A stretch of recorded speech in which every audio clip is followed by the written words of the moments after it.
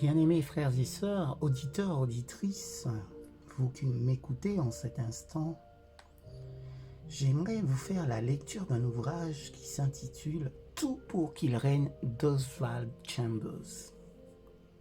Le titre de notre partage en ce bon matin du 6 avril est « La collision entre Dieu et le péché ». Lui qui a porté lui-même nos péchés en son corps sur le bois. 1 Pierre, chapitre 2, verset 24. La croix de Christ est la révélation éclatante du jugement de Dieu sur le péché. Il ne faut pas considérer Jésus comme un martyr. La croix est le suprême triomphe qui a ébranlé les assises même de l'enfer.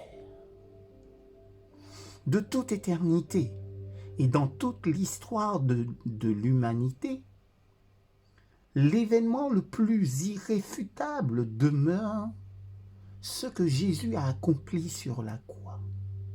C'est là qu'il nous a redonné accès à une pleine communion avec Dieu. Cette rédemption divine est le fondement de toute vie humaine, permettant à toute personne d'entrer en présence du Père. La croix n'est pas un accident dans la vie de Jésus. C'est le but même de sa venue ici-bas. Il est, dès la fondation du monde, l'agneau qui a été immolé. Apocalypse chapitre 13, verset 8. Sans la croix, l'incarnation de Christ n'aurait en aucune raison d'être. Oui, je reprends. Sans la croix, l'incarnation de Christ n'aurait eu aucune raison d'être. On ne saurait séparer ces deux expressions. Celui qui a été manifesté en chair, 1 Timothée, chapitre 3, verset 16, et il l'a fait devenir péché pour nous. 2 Corinthiens, chapitre 5, verset 21. Le but de l'incarnation de Jésus était la rédemption et la destruction du péché. La croix est au centre de l'histoire et de l'éternité. Elle résout tous les mystères du temps. La croix de Golgotha n'est pas la croix d'un homme, mais la croix de Dieu. Aucune expérience humaine ne permet d'en sonder la portée.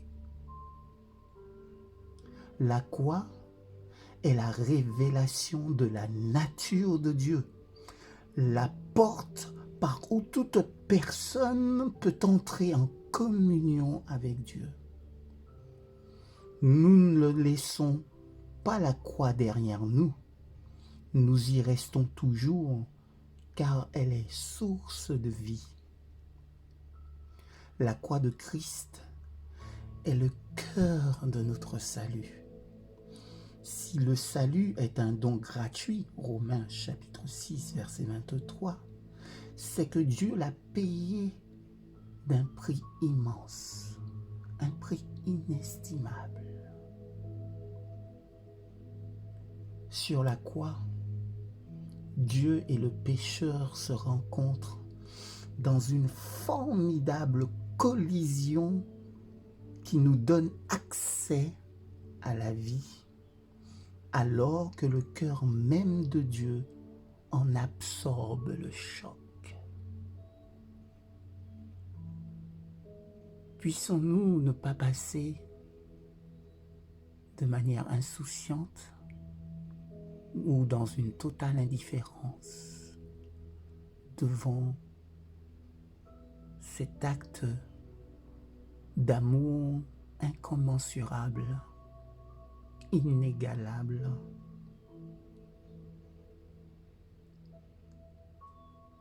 et donner une réponse du cœur. nous laissant pénétrer par cet amour agapé, cet amour inconditionnel qui vient de lui. Agréable journée à tous et à toutes.